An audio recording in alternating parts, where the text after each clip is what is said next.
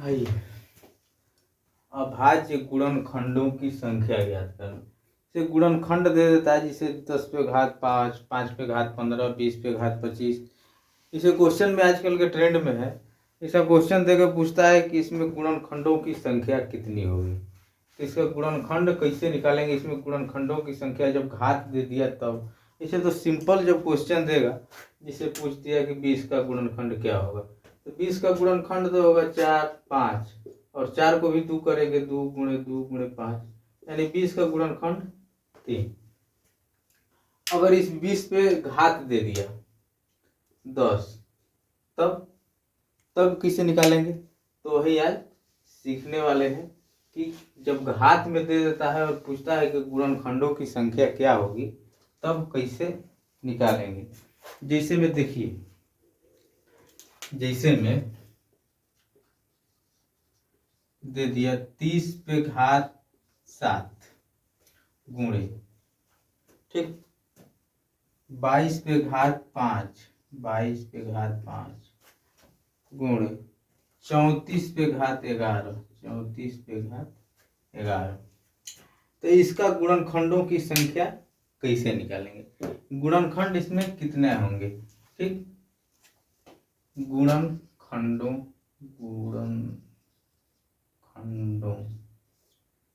की संख्या वाट क्या होगी। तो इसमें कैसे निकालेंगे, देखिए इसमें 2 ठो नियम आता है, 2 ठो नियम फॉलो कीजिएगा, कभी नहीं गड़बड़ाइएगा और हमेशा सही बनेगा।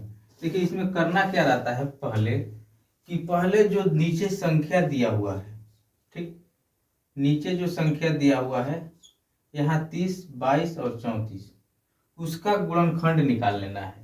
नीचे जो भी संख्या दिया हो उसका गुणनखंड निकाल लेना है, और कितने संख्या में उसका गुणनखंड आ रहा है ज्ञात कर लेना है। जिसे में देखिए 30 दिया है, तो 30 का गुणनखंड करेंगे 15 दूना 30, इसका भी एक तो गुणनखंड निकल जाएगा, कितना हो जाएगा 3, 3 5 15 दूना 30, ठीक, गुणे ये वाला। अब इसका गुणनखंड कितना निकलेगा, इसका 11 गुणे 2। अब इससे ज्यादा तो इसका होगा नहीं, इसका क्या होगा 17 गुणे 2। 17 को गुणनखंड में विभाजित नहीं कर सकते हैं, तो इसके गुणनखंडों की संख्या कितनी हुई 3, और इसके गुणनखंडों की संख्या कितनी हुई 2, और इसके गुणनखंडों की संख्या कितनी हुई 2, ठीक। बस इतना ही करना है, नीचे जो संख्या दिया हुआ है उसका गुणनखंड का संख्या निकाल लेना है कि कितना गुणनखंड आएगा, गुणनखंड का संख्या निकाल लेना है, वही हम निकाले हैं। इसमें गुणनखंडों की संख्या 3 आई, इसमें गुणनखंडों की संख्या 2 आई, और इसमें भी गुणनखंडों की संख्या 2 आई। अब आगे क्या करना है कि जो भी गुणनखंड की संख्या आएगी उस संख्या का घात जो दिया है उसमें गुणा कर देना है, यहाँ पे ले जाके गुणा कर देना है, ठीक। इसको भी उठाइए और यहाँ ले जाके गुणा कीजिए, इसको भी उठाइए और यहाँ ले जाके गुणा कर दीजिए, ठीक। और गुणा करके तीनों को जोड़ दीजिए, इसके बाद पता चल जाएगा कि गुणनखंडों की संख्या क्या होगी। यानी एक ठो केवल कह देगा तब केवल एक ठो छोड़ देंगे, उतना ही। जिसे केवल 30 का कहता है कि केवल 30 पे घात 7 है, इसका गुणनखंडों की संख्या कितनी होगी, तब 3 संख्या निकली और घात जो दिया है उसमें गुणा करेंगे, तो 7 गुणे 3, तो केवल 30 का कहता तो 17 का 21 हो जाता। अब यहाँ 5 दूना के 10 प्लस 10 प्लस, यहाँ गुणा है तो भुला के भी यहाँ गुणा नहीं दीजिएगा, ठीक। हमको एक ठो का गुणनखंड का संख्या निकला, फिर इसका गुणनखंड का संख्या निकला, फिर इसका गुणनखंड का संख्या, तो तीनों जोड़ेंगे तब ना पता चलेगा कि हमको कितना गुणनखंड का संख्या आया। गुणा करेंगे तो बहुत ज्यादा हो जाएगा। 17 के 21, 5 दूना के लिख देते हैं 5 गुणे 2, और यहाँ लिख देते हैं 11 गुणे 2, ठीक।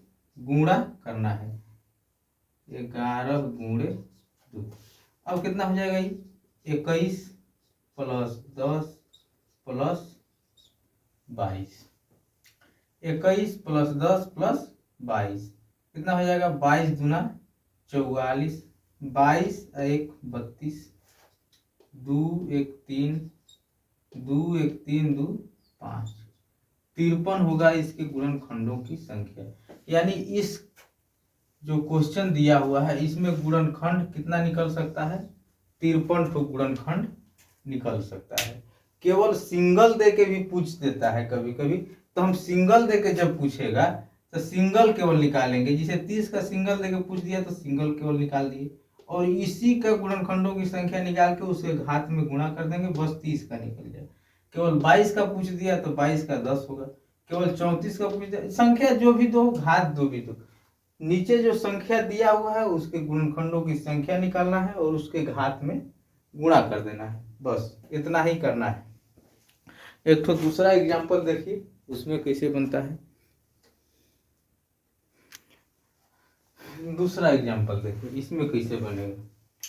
दूसरे एग्जांपल में क्या दिया है, यहाँ 20 दिया है और इसका घात 4 दिया है, और यहाँ 7 दिया है और इसका घात 11 दिया है। इसमें पूछ रहा है कि अभाज्य गुणनखंडों की संख्या कितनी होगी। देखिए 20 दिया है तो इसका गुणनखंड निकालेंगे, पहले 5 गुणे 4, 4 का भी गुणनखंड होगा तो इसको 2 गुणे 2 लिख देते हैं। तो इसमें गुणनखंडों की संख्या कितनी हुई, 3। और 7 पे आइए, 7 का तो गुणनखंड होगा नहीं, तो इसमें 7 ज्यों का त्यों, इसमें गुणनखंडों की संख्या कितनी हो गई, 1। क्योंकि 7 जस का तस रहेगा, 7 का गुणनखंड होगा ही नहीं, संभव ही नहीं है। तब इसमें क्या आया, इसमें गुणनखंडों की संख्या आ गई 3 और इसमें गुणनखंडों की संख्या आ गई 1। क्योंकि 7 का गुणनखंड होगा नहीं इसलिए गुणनखंडों की संख्या 1 हो गई। अब क्या करना है कि 3 को उठा के 4 में गुणा करना है, यानी घात में जो गुणनखंडों की संख्या आएगी उसको उठा के ले जाके घात से गुणा कर देना है, और यहाँ से 1 उठा के ले जाके यहाँ 11 में गुणा करना है। ठीक, अब कैसे लिखेंगे, 3 चौके 12, 3 गुणे 4, और इसका इस 20 पावर घात 4 का तो निकल गया, अब इसका निकालेंगे प्लस 11 गुणे 1। ठीक, ये हो गया 3 चौके 12 प्लस 11, 11 और 12 जोड़ेंगे तो कितना आ जाएगा, 3 2 1 3 और 2 23। यानी इसमें गुणनखंडों की संख्या कितनी होगी, 23 होगी।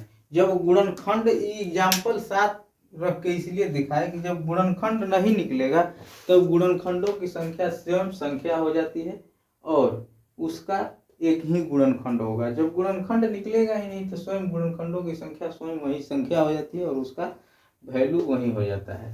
ठीक, गुणनखंडों की संख्या 2 एग्जाम्पल दिखा दिए, इतना में तो अधिक हो जाएगा।